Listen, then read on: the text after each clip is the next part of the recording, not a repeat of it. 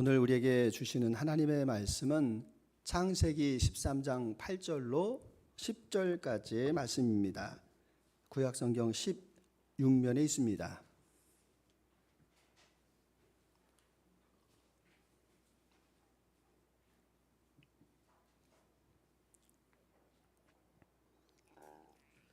창세기 13장 8절로 10절까지의 말씀을 받들어 읽을 때 마지막 절을 같이 합독하겠습니다. 아브람이 롯에게 이르되 우리는 한 친족이라 나나 너나 내 목자나 내 목자나 서로 다투게 하지 말자. 내 앞에 온 땅이 있지 아니하냐. 나를 떠나가라. 내가 좌하면 나는 우하고 내가 우하면 나는 좌하리라. 이에 롯이 눈을 들어 요단 지경을 바라본즉 소알까지 온 땅에 물이 넉넉하니 여호와께서 소돔과 고모라를 멸하시기 전이었으므로 여호와의 동산 같고 애굽 땅과 같았더라. 아멘. 여러분, 무더운 여름 어떻게 지내고 계십니까? 밤사이에 잠은 잘 주무시고 계십니까? 저도 날씨가 너무 더워가지고 예전에는 선풍기를 이렇게 끼고 살았는데 지금은 선풍기 안 되겠다. 에어컨 틀어. 요금 폭탄 할 수 없어. 이러면서 요즘 에어컨을 끼고 삽니다. 이 에어컨이 없었으면 정말 어떻게 됐을까? 이 에어컨이 인류의 그 기후변화에 있어서 엄청난 영향을 미쳤다, 이런 말이 있습니다.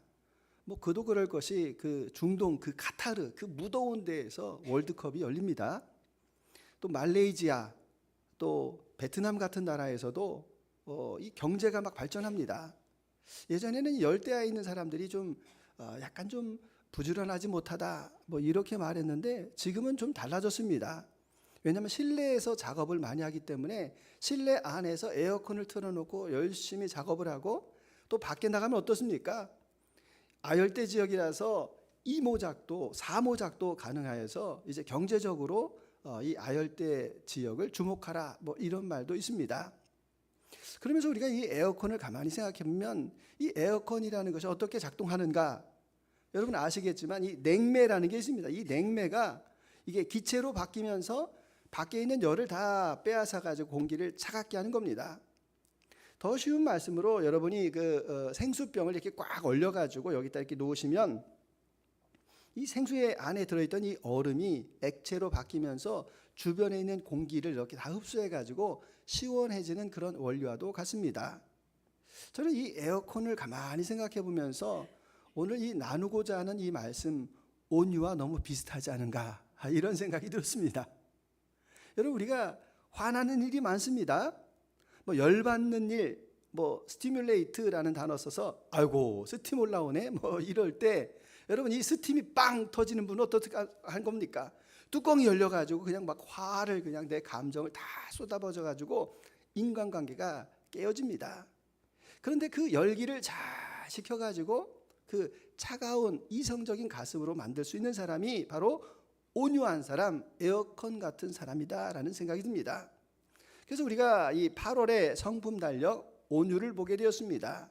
자, 이 온유가 예수님의 성품인데 어떤 성품인지 같이 한번 읽어보겠습니다. 내 권리와 기대를 하나님께 내어 드리는 것. 내 권리와 기대를 하나님께 내어 드리는 것입니다. 그래서 이 온유한 사람, 반대말이 화입니다. 앵거. 이 화가 있는 사람, 아까 이야기한 것처럼 쉽게 감정이 오르락 내리락 하는 사람을 이야기합니다. 자, 여러분은 감정을 잘 조절하십니까? 아니면 감정을 잘 참지 못합니까?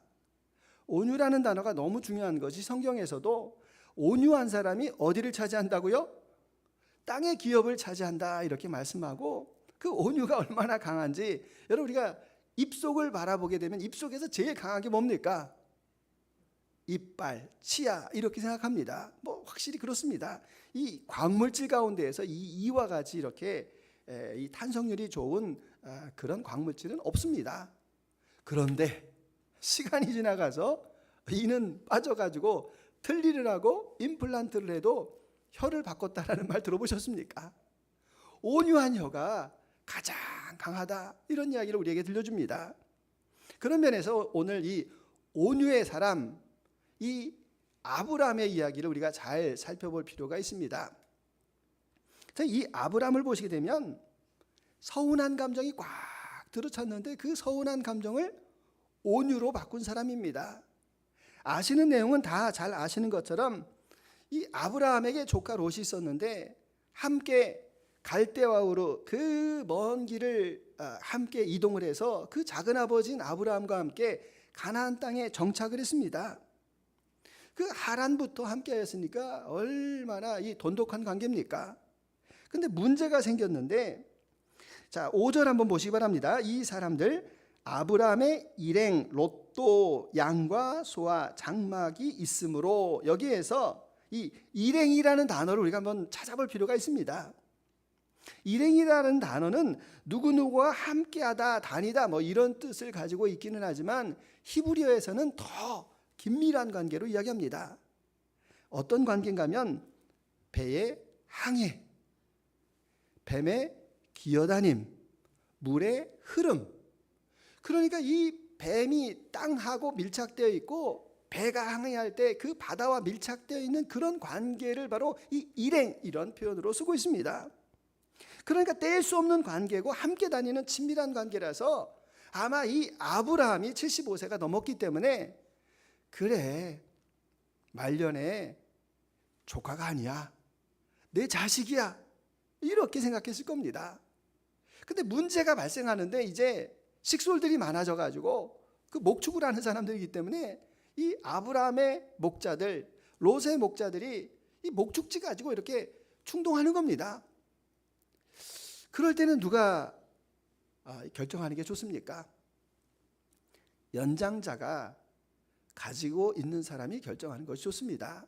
아브라함이 가만히 생각해 보니까 이제 헤어질 때다 이렇게 생각을 하고 오늘 말씀 가운데에서 나를 떠나가라 9절에서 내가 좌하면 나는 우하고 내가 우하면 나는 좌하리라.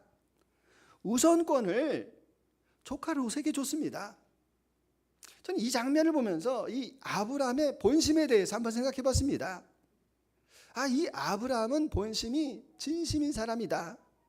왜냐하면 말은 그렇게 하는데 이 마음이 같지 않은 사람이 있습니다. 근데 마음하고 말하는 것이 같은 사람이 있습니다. 아브라함이 바로 이와 같은 사람이었습니다. 말하는 것하고 마음이 달라진 경우가 있습니다. 최근에 SNS에서 아주 화제가 됐던 이야기가 있습니다. 어느 며느리가 시댁에 시집을 갔습니다. 근데 그 시댁이 그 며느리 집안이 이렇게 크게 잘 살지 못하는데 시댁에서 여러 가지 많은 것을 제공해주고 심지어는 아파트 33평짜리 아파트를 그 며느리에게 사줬습니다. 너무 감사한 일 아닙니까? 아파트를 서울에 있는 아파트를 사줄 정도다. 근데 이제 시아버지가 그런 이야기를 합니다. 야야, 너도 이제 우리 집 식구가 됐으니까 우리가 성당회를 다니니까 너도 주말에는 성당을 같이 다니면 좋겠다. 우리 집에서 제사를 1년에 5번을 지내는데 제사는 네가 준비하는 게 좋겠다. 그리고 해외여행은 1년에 한 번 같이 가자. 그리고 딸이 없으니까 너가 며느리같이 가끔 너희 시어머니하고 같이 장도 보면 좋겠다. 이렇게 이야기를 했습니다. 근데 이 며느리가 그 이야기를 듣고 발끈한 겁니다. 왜 발끈했는가 하면 아니 아무리 시댁에서 지원해 줬더라고 하더라도 우리가 무조건 복종하는 게 이게 옳습니까? 요거를 이렇게 쳐가지고 SNS에 올린 겁니다. 그랬더니 뭐 많은 사람들이 막 댓글을 막 달고 와글와글 댓글 달는데 여러분 생각은 어떻습니까? 시댁에서 너무 하는 겁니까? 죄다 시어머니네요. 우리는 죄다 시어머니인데. SNS에서 베스트 답글이 이게 올라왔습니다. 시댁의 지원을 받으면서 그것을 복종이라고 생각하면 아파트 받지 마세요. 이게 제일 많은 답글이었습니다. 아니 그 정도도 못하면서 그 아파트 돌려주고 시세가 20억인데 돌려주고 그 복종하지 않으면 되지 않느냐, 이게 대답이었습니다. 자, 여기에서 우리가 생각해 볼 수 있는 것이 무엇인가 하면 받을 때 마음하고 또 감사하는 마음도 다르다. 또 뿐만 아니라 내가 타인에 대해서 생각하는 게 이미지를 그려놓는 게 있다라는 겁니다. 여러분, 그게 무슨 말인가 하면 다른 사람을 그 사람 중심으로 생각하지 않고 나 중심으로 생각하는 것을 우리는 허상이라고 말합니다. 허상. 우리는 대부분의 인간관계 가운데에서 이렇게 허상을 많이 가지고 있습니다. 허상 가운데에서 아니 내가 너한테 못해준 게 뭐 있냐? 다 되졌으니까 너는 그냥 공부만 하면 돼. 그거 공부 못하냐? 여러분, 이게 이 부모가 가지고 있는 허상입니다. 상대방의 능력이나 지능이나 열심도나 그 공부에 대한 취미나 이런 거 생각하지 않고 부모의 마음대로 생각하여서 강요하는 것을 허상이라고 말하고, 또 그것을 내 기대를 상대방에게 이렇게 붙여놓는 것, 덕지덕지 붙여놓는 것, 이것을 우리는 투사라고 말합니다. 그러니까 내가 상대에 대해서 이미지를 내가 만들어 놓고 그 상대에 대해서 그 허상을 가지고 있고, 그리고 내 욕심을 그 사람에게 그대로 그냥 덕지덕지 붙여놓는 그런 관계가 바로 이 투사의 관계다라는 겁니다. 잘 생각해 보면 아브라함도 그런 허상 가질 수 있습니다.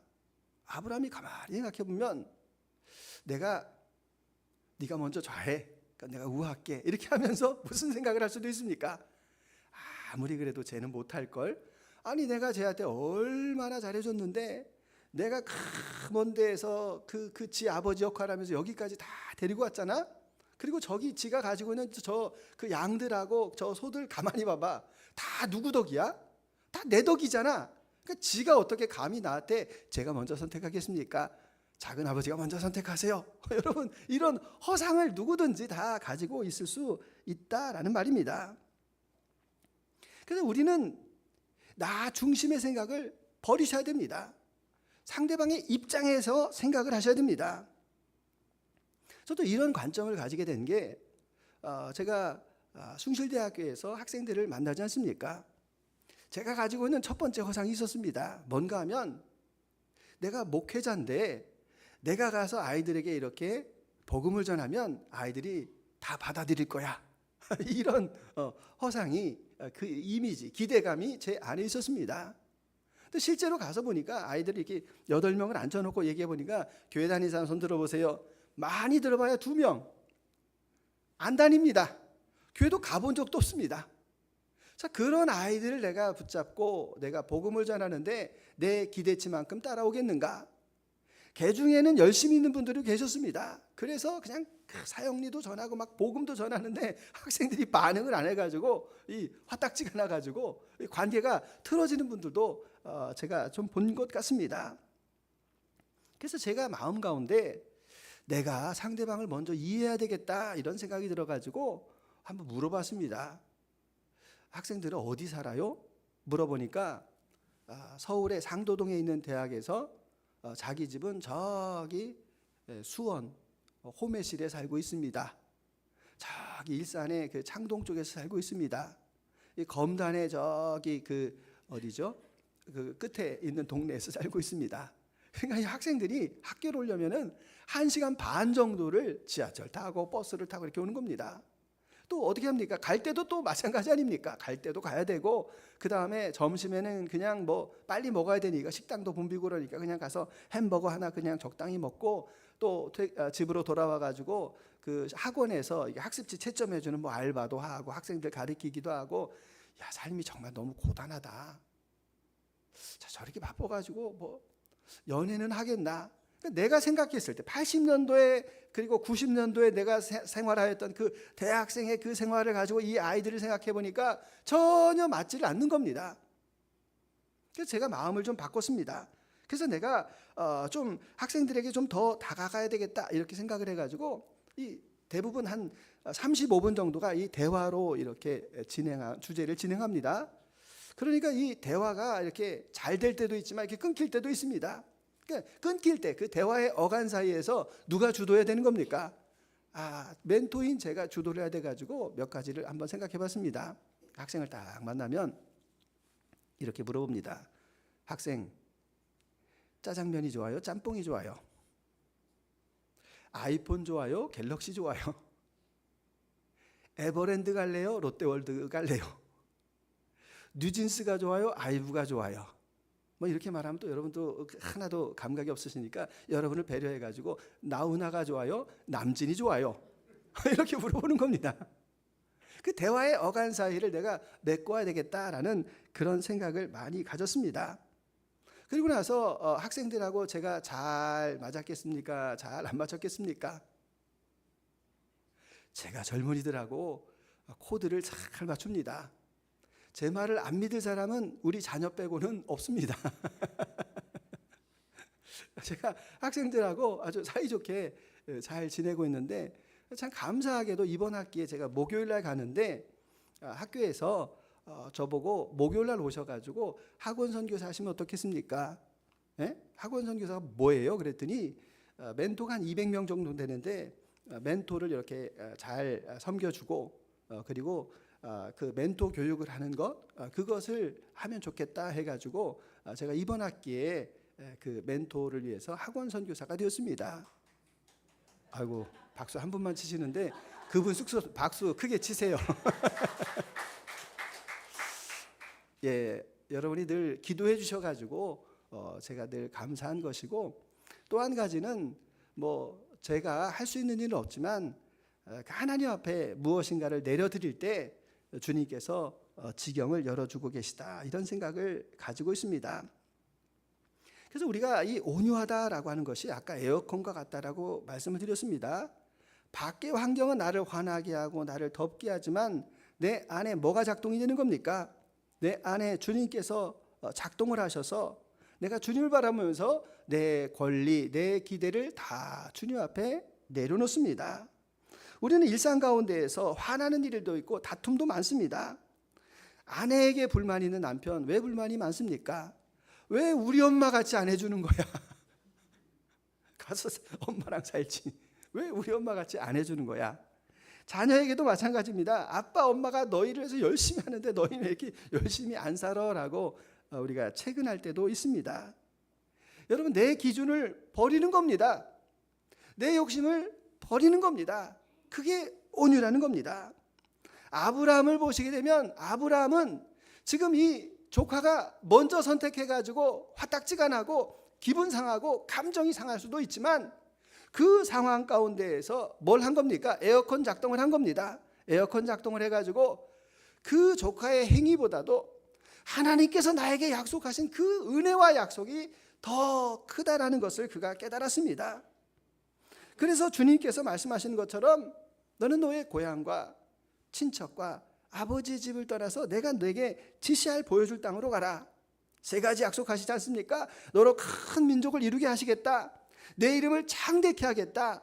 그리고 모든 민족이 너로 인하여서 복을 받을 것이다. 하나님의 그 언약을 더 신실하게 붙들었다라는 겁니다. 저와 여러분에게 있는 가장 큰 언약이 뭡니까? 주님께서 정말 벌어지만도 못한 나를 그 죄인 중에 괴수와 같은 나를 주님께서 그 십자가로 나를 용서해 주셨다라는 그 한 가지면 되는 것 아닙니까? 주님께서 나를 그 원수와 같은 나를 자녀 삼아 주셔서 여전히 부족하고 세상 사람과 비교해도 나는 나을 것이 한 가지도 없는데 주님께서 나를 붙들어 주셔서 지금까지 나를 인도하신다. 이것 하나면 우린 다른 것을 다 내려놓을 수 있는 것 아닙니까? 그래서 내 권리 그리고 하나님께서 주신 것들을 내가 다 내려놓고 허상을 버리고 내가 진실한 온유의 사람 되기를 원합니다. 그런 고백이 함께 하실 수 있기를 소망합니다.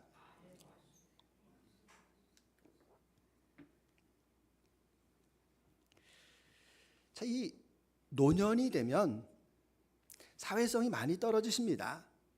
그리고 공간 이동도 부자연스럽고 곁에 있는 사람들도 떠나가고 근데 그때 가장 큰 충격이 뭡니까? 사랑하는 사람이 내 곁을 떠나간다. 이것이 노년 가운데서 겪는 가장 큰 어려움 아니겠습니까? 그러니까 이 아브라함에게는 틀림없이 허탈감, 그리고 두려움, 외로움이 찾아왔을 겁니다. 집에를 가도 그 롯의 식구들은 하나도 안 보이고 덜렁 남은 자기 아내와 그리고 자기의 종들밖에 없습니다. 그 절반이 떨어져 나간 그 아픔의 상처 가운데에서 하나님께서 그 마음을 위로해 주시고 뭐라고 말씀하십니까? 하늘에 눈을 들어서 하늘을 바라보라 라고 말씀하십니다. 그리고 그 수많은 별들, 그 수많은 별들의 약속을 주님께서 우리에게, 아브라함에게 말씀하고 계십니다. 내 자손이 땅에 티끌 같게 하시겠다라고 주님께서 말씀하셨습니다. 여러분, 여기에서 중요한 게 한 가지가 있습니다. 그게 뭐냐면, 그게 지금 이루어집니까? 아니요. 한참 더 가야 됩니다. 그런데 우리는 믿음이라고 하는 것이 하나님께서 어음을 끊어주시는 겁니다. 그래서 그 어음을, 이거는 절대로 변하지 않는 현찰이야, 이렇게 믿는 게 믿음이라는 겁니다. 그래서 그 믿음이라고 하는 것은 무엇인가 하면 그 약속을 따라서 그것이 나에게 반드시 이루어진다. 그러니까 하나님은 어떤 분이십니까? 하나님께서는, 맞습니다, 하나님께서는 현재와 미래가 똑같으신 분입니다. 그러니까 말씀을 하셨습니다. 그러면 그것이 이루어지는 겁니다. 하나님의 관점에서는 그것이 이루어지는 것인데 우리는 뭡니까? 우리는 육이기 때문에 그것을 기다려야 되는 미래가 있다는 겁니다. 그래서 미래에 있는 것을 확신하고 기다리고 참고 인내하는 사람이 바로 믿음의 사람이다라는 것을 여기에서 말씀해 주고 계십니다. 아브라함이 그 미래에 있는 약속을 오늘 현실로 확실하게 믿을 수 있는 것이 무엇인가 하면, 자, 18절 한번 보시기 바랍니다. 18절 같이 한번 읽어봅니다. 이에 아브라함이 장막을 옮겨 헤브론에 있는 마므레 상수리 수풀에 이르러 거주하며 거기서 여호와를 위하여 제단을 쌓았더라. 아멘. 제단을 쌓았다라고 하는 것은 그 하나님의 그 약속하신 말씀을 내가 그대로 믿습니다라고 하는 그 고백 아닙니까? 근데 그 고백을 하는 그 장소가 중요한데 여기에서 마므레 상수리 수풀이라는 말이 나옵니다. 여러분, 이게 그냥 어떤 장소를 말하기는 하지만 거기에 깊은 영적인 의미가 있습니다. 히브리어로 보시게 되면 마므레라고 하는 것은 짜다, 비틀다, 뭐 이런 뜻을 가지고 있습니다. 그 짜고 비튼다라는 말의 의미가 있고, 이 상술이라고 하는 것은 어떤 지역의 경계표로 삼는 것이라서 그 만남의 장소를 이야기합니다. 그러니까 그것은 연합을 말하는 겁니다. 그러니까 하나님의 약속을 그가 믿고 그 자기의 그 영혼을 쥐어짜서 하나님과 연합하였다. 하나님의 말씀을 내 것으로 받아들였다. 이게 바로 마물의 상술의 수풀의 의미가 된다는 겁니다. 그러니까 하나님 앞에서 연합하기 위하여서 몸부림을 쳤습니다.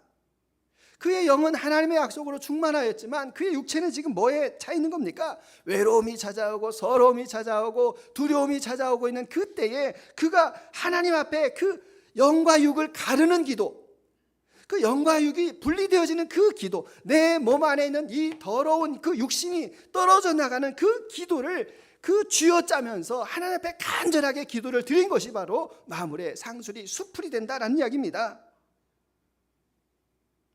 저와 여러분들도 마찬가지 아닙니까? 온유하고 싶죠. 넉넉하고 싶죠. 품고 싶죠. 이해하고 싶습니다. 그런데 쳐다보면 화가 납니다. 하는 짓을 보면 분통이 터집니다. 그 말을 들어보면 내 마음이 뒤틀릴 때가 있습니다. 어떻게 하시겠습니까? 여러분, 그때에 하나님 앞에 나가시는 겁니다. 하나님의 약속을 믿고 기다리는 것입니다. 그 약속이 무엇입니까? 십자가의 약속. 십자가에서 우리의 모든 죄짐을 다 담당하셨다라는 그 약속을 믿고 우리가 그 십자가 앞에서 나의 서러움을 토로하고 나의 두려움을 토로하고 나의 외로움을 하나님에게만 고백을 하는 그 가운데에서 우리의 영과 육의 분리가 나타난다는 겁니다. 그래서 영혼이 자유하게 될 때 그것이 약속이 나에게로 확인이 되고 그 약속이 축복으로 다른 이에게 흘러갈 수 있다라는 것을 말씀하고 계십니다. 그래서 내 권리, 내 기대를 하나님께 내어드리고 하나님의 약속을 기다릴 수 있습니다. 예수님을 보셔도 마찬가지 아닙니까? 예수님께서 사역을 열심히 하십니다. 열심히 하시고 사역을 마치고 어디로 가십니까?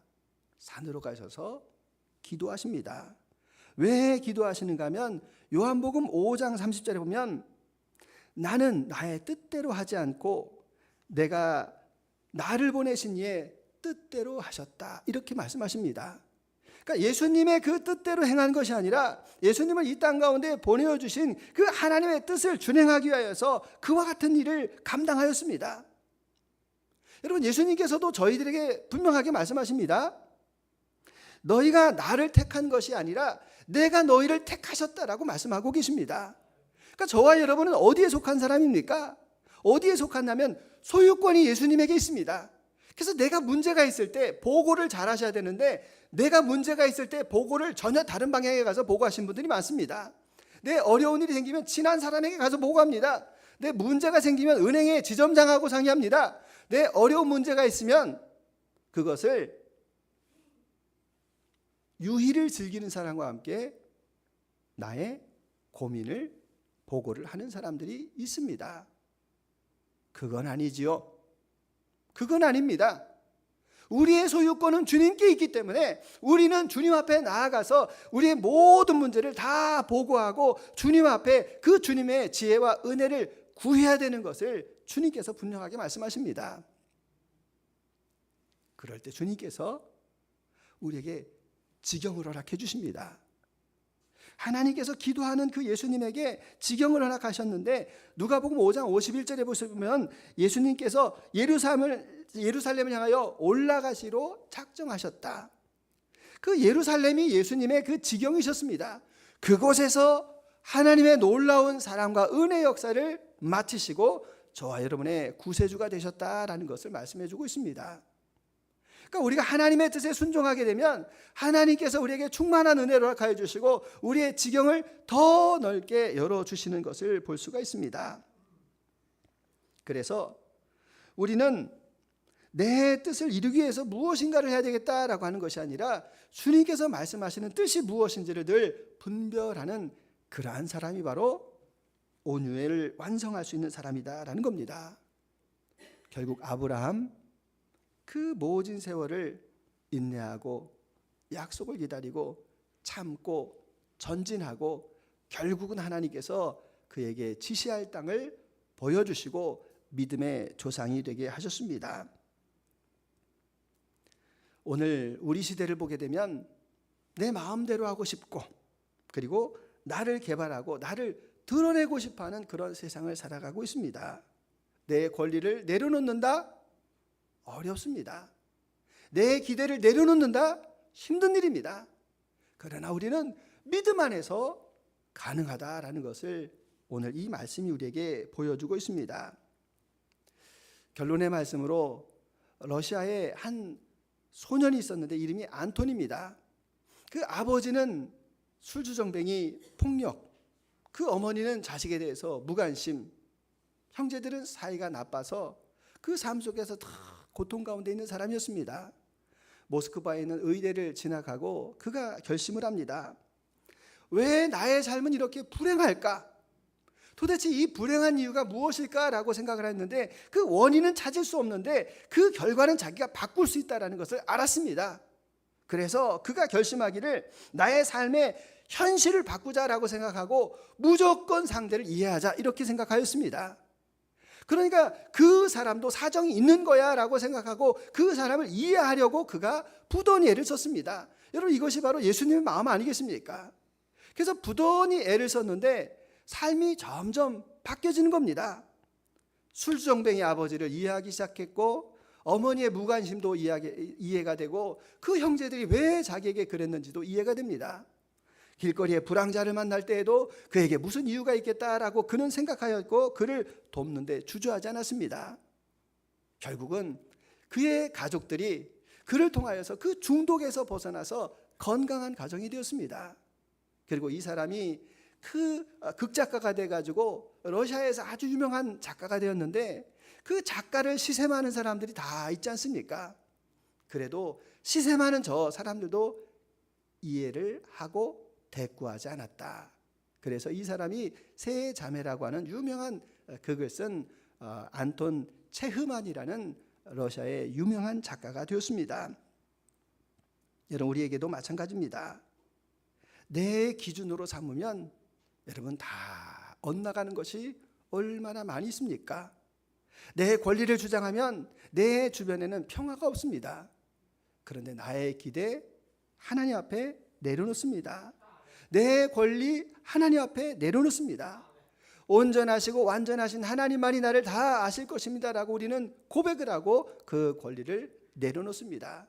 그러할 때 우리에게 이제까지 없었던 그 에어컨의 기능이 나타나게 될 것입니다.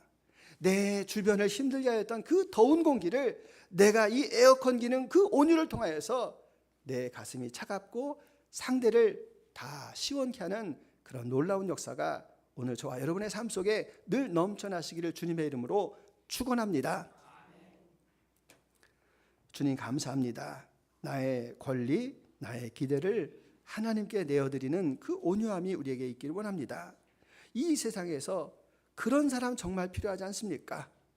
이 교회에도 그런 사람이 꼭 필요하지 않습니까?